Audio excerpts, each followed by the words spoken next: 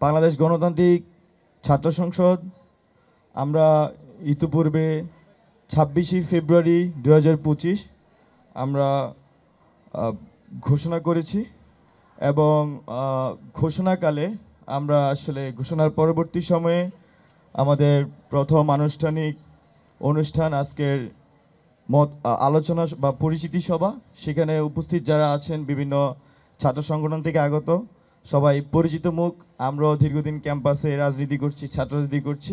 তো ফ্যাসিবাদের বিরুদ্ধে আমাদের সবাই লড়াই ছিল, আমরা সবাই একসাথে কাজ করেছি এবং সর্বশেষ জুলাই অভ্যুত্থানে যেটি হয়েছে, জুলাই অভ্যুত্থানে আমরা সকল ছাত্র সংগঠন আসলে একই সাথে কাঁধে কাঁধ মিলিয়ে ছাত্রলীগের বিরুদ্ধে, আওয়ামী লীগের বিরুদ্ধে আমরা সেই লড়াই কিন্তু চালিয়ে গিয়েছি।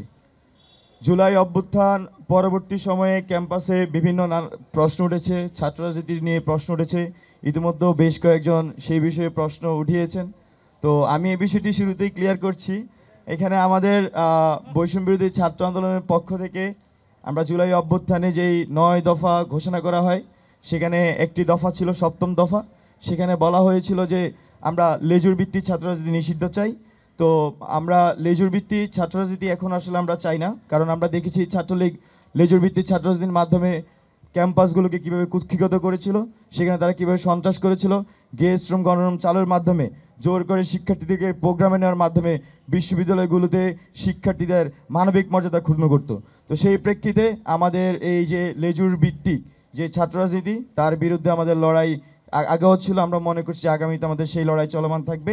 আমরা যারা আসলে আমাদের এই কথাটাকে মিসকোট করতেছেন তাদেরকে আমি একটু স্মরণ করে দিতে চাই, আসলে আমরা ছাত্র রাজনীতি নিষিদ্ধ চাইনি, আমরা সবসময় লেজুর ভিত্তিক ছাত্র রাজনীতির বিরোধিতা করে এসেছি, আমরা আগামীর দিনও লেজুর ভিত্তিক ছাত্র রাজনীতির বিরোধিতা করে যাব। প্রিয় উপস্থিতি, আজকের যে পরিচিতি সভা, ঢাকা বিশ্ববিদ্যালয় সহ বাংলাদেশের সকল ক্রিয়াশীল ছাত্র সংগঠন এখানে উপস্থিত আছেন। আসলে সবার সামনে এইভাবে কথা বলতে পারা, সবাইকে নিয়ে একসাথে, এটা খুবই আনন্দের বিষয়। এবং যেই সহ অবস্থানের রাজনীতি বাংলাদেশে জুলাই অভ্যুত্থানের পরে বিরাজমান আছে, আমরা সেই একই ধরনের সহ অবস্থানের এবং ঐক্যমতের রাজনীতি আমরা বাংলাদেশে চাই। এবং একই সাথে বাংলাদেশ গণতান্ত্রিক ছাত্র সংসদের যে রাজনৈতিক প্রস্তাবনা, আমরা একটি মধ্যমপন্থী ছাত্র সংগঠন হিসেবে বাংলাদেশে কাজ করব। সেখানে আমরা যে দীর্ঘদিনের আওয়ামী ফ্যাসিবাদের যে বাইনারি পলিটিক্স ছিল, সেই বাইনারি পলিটিক্সের বাইরে গিয়ে এখানকার ছাত্রদের, এখানকার জনগণের রাজনীতি আমরা প্রস্তাবনা করছি। প্রিয় বন্ধুগণ, আমরা জুলাই অভ্যুত্থানে আমি আবু বকর মজুমদার, আমি গণতান্ত্রিক ছাত্রশক্তির ঢাকা বিশ্ববিদ্যালয়ের সদস্য সচিব ছিলাম আগের এই আমাদের বিগত কমিটিতে। তো আমরা এখানে জুলাই অভ্যুত্থান বলি বা জুলাই অভ্যুত্থান আগে বলি, এখানে আমার ব্যক্তিগতভাবে এখানকার ডানপন্থী ছাত্র সংগঠন, বামপন্থী ছাত্র সংগঠন, মধ্যমপন্থী ছাত্র সংগঠন, সকল ধরনের ছাত্র সংগঠনের সাথে আমার কাজ করার অভিজ্ঞতা আছে। এবং আমরা জুলাই অভ্যুত্থানে যখন কাজ করেছি, জুলাই অভ্যুত্থানকে যখন আমরা সংগঠিত করেছি, তখনও আমরা এই সকল ধরনের ছাত্র সংগঠনের সাথে কিন্তু আমরা এক ধরনের ঐক্যে পৌঁছাতে পেরেছি। সবাই কিন্তু আমরা একই প্ল্যাটফর্মে বৈষম্য বিরোধী ছাত্র আন্দোলনে এসে হাসিনার বিরুদ্ধে সেই লড়াই করতে পেরেছি। আমি আশাবাদী আগামীর বাংলাদেশও আমরা যে মধ্যমপন্থী ছাত্র রাজনীতির এখানে প্রস্তাবনা দিচ্ছি, সেই মধ্যমপন্থীর ছাত্র রাজনীতির মাধ্যমে আমরা সবাইকে ঐক্যবদ্ধ রেখে এই ক্যাম্পাস সহ বাংলাদেশের প্রত্যেকটি ক্যাম্পাসকে সন্ত্রাসমুক্ত এবং ঐক্যবদ্ধ রাখতে পারবো বাংলাদেশের প্রশ্নে। এছাড়াও আমি আরেকটি বিষয় উল্লেখ করতে চাই, সেটি হচ্ছে আমাদের যে ছাত্র সংসদ, বিশেষ করে ডাকসু, ঢাকা বিশ্ববিদ্যালয় কেন্দ্রিক ছাত্র সংসদ, এছাড়াও বাংলাদেশের প্রত্যেকটি শিক্ষা প্রতিষ্ঠানে আমরা মনে করছি যে আসলে এই ছাত্র সংসদ অতি দ্রুত চালু হওয়া উচিত এবং শিক্ষার্থীদের ভোটের মাধ্যমে সেখানকার বৈধ প্রতিনিধিরাই তাদের নেতৃত্ব দেওয়া উচিত। কিন্তু আমাদের এখানে আমি বিগত সময়গুলোতে বিভিন্ন ছাত্র সংগঠনের প্রস্তাবনা বা কথাবার্তা শুনে যেটি ক্লিয়ার যে সবাই আমরা আসলে ছাত্র সংসদ চাই, কিন্তু এক একজনের এক এক ধরনের দৃষ্টিভঙ্গি আছে।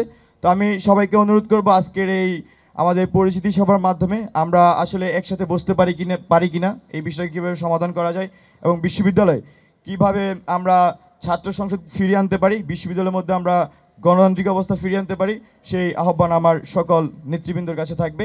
ক্যাম্পাসের ক্রিয়াশীল প্রায় সকল ছাত্র সংগঠন সাড়া দিয়েছেন, আপনারা এসেছেন, আপনাদের সঙ্গে আমাদের আজকের এই পরিচিতি সভা। আমরা বাংলাদেশ গণতান্ত্রিক ছাত্র সংসদ গড়তেই উদ্যোগী হয়েছি বেশ কয়েকটি কারণে। আমরা লক্ষ্য করেছি গণ অভ্যুত্থানের পরে বিগত 6 থেকে 7 মাসে ক্যাম্পাসগুলোতে ছাত্র রাজনীতির যে ধারা, যে সুষ্ঠু ধারা আমরা চেয়েছিলাম বিগত ফেসিবাদী আমলে, সেটাতে একটা শূন্যস্থান তৈরি হয়েছে। আমরা সেটা পূরণ করতে চেয়েছি। আমাদের দিক থেকে যতটুকু কন্ট্রিবিউট করা দরকার সেটার জন্য আমরা উদ্যোগটা নিয়েছি। একই সঙ্গে আমরা দেখেছি যে গণ অভ্যুত্থানের মধ্য দিয়ে আমাদের যে পলিটিক্যাল কমিউনিটি সেটা আরও বিস্তৃত হয়েছে। আমরা প্রাইভেট বিশ্ববিদ্যালয়কে এখন যত বড় আকারে আমাদের পলিটিক্যাল কমিউনিটিতে দেখি, এটা আমরা গণ অভ্যুত্থানের আগে কখনো দেখি নাই। কিংবা আরও অন্য জায়গাতে মাদ্রাসার ছাত্রদেরকে আমরা এখন যত অ্যাকোমোডেট করতে পারি, এটা ফেসিবাদী আমলে পাই নাই। একই সঙ্গে অন্যান্য কলেজ, 7 কলেজ বলেন, জাতীয় বিশ্ববিদ্যালয় বলেন, এইটার আগে হয় নাই। আমাদের পলিটিক্যাল কমিউনিটি আরও অনেক বেশি বড় হয়ে গেছে এই গণ অভ্যুত্থানের মধ্য দিয়ে। সুতরাং এই যে বৃহৎ পলিটিক্যাল কমিউনিটি, এটাকে ধরে রাখা, এদেরকে দেশের স্বার্থে, ছাত্রদের স্বার্থে, নাগরিকদের স্বার্থে কাজে লাগানোর একটা চেষ্টা হিসেবে আমরা গণতান্ত্রিক ছাত্র সংসদের এই যাত্রাটা শুরু করেছি গত 26শে ফেব্রুয়ারি। আমরা যেটা একই সঙ্গে ঐতিহ্য এবং আমরাও যে টানটা অনুভব করেছি, এখানে যারা বসে আছেন এরা কেউই এদের কারোর সঙ্গেই আজকে আমি কিংবা আমার সঙ্গে আমাদের গণতান্ত্রিক ছাত্র সংসদের যে নেতৃবৃন্দ আছেন, কারোর সঙ্গে আজকে আমাদের প্রথম পরিচয় কিংবা প্রথম দেখা, ব্যাপারটি এমন নয়। আমরা এই ক্যাম্পাসে দাঁড়িয়ে সন্ত্রাসবিরোধী ছাত্রঐক্য করেছিলাম ছাত্রলীগের বিরুদ্ধে। এই ক্যাম্পাসে থেকেই ছাত্রলীগের বিরুদ্ধে, ছাত্রলীগের সন্ত্রাসের বিরুদ্ধে, সহিংসতার বিরুদ্ধে আমরা একই সঙ্গে মিছিল করেছি, একই সঙ্গে স্লোগান দিয়েছি, হসপিটালে মার খেয়ে একই সঙ্গে চিকিৎসা নিতে গিয়েছি। সুতরাং আমাদের সবার মধ্যে একটা যোগসূত্র আগে থেকেই আছে। সেই যোগসূত্রটা ধরে রাখা এবং আমরা ফেসিবাদী আমলে যেমন ক্যাম্পাস চাইতাম, সহিংসতা মুক্ত যেমন ক্যাম্পাস চাইতাম, সেই ক্যাম্পাসটাকে গড়ে তোলবার জন্য এবং সেই রকম অধিকার প্রতিষ্ঠার যে লড়াইটা আমাদের ছিল, সেই লড়াই নিশ্চয়ই বজায় থাকবে। আমরা সবাই আবার একসঙ্গে নানা ইস্যুতে মতপার্থক্য থাকা সত্ত্বেও, নানা প্রশ্নে নানা রকমের উত্তর আমাদের প্রত্যেকের কাছে থাকা সত্ত্বেও, কিছু জায়গাতে ক্যাম্পাসের স্থিতিশীলতা, দেশের স্থিতিশীলতা বজায় রাখতে আমরা আবার সবাই একসঙ্গে থাকতে পারবো, এই আশাবাদ ব্যক্ত রেখে আমি আমার বক্তব্য শেষ করছি।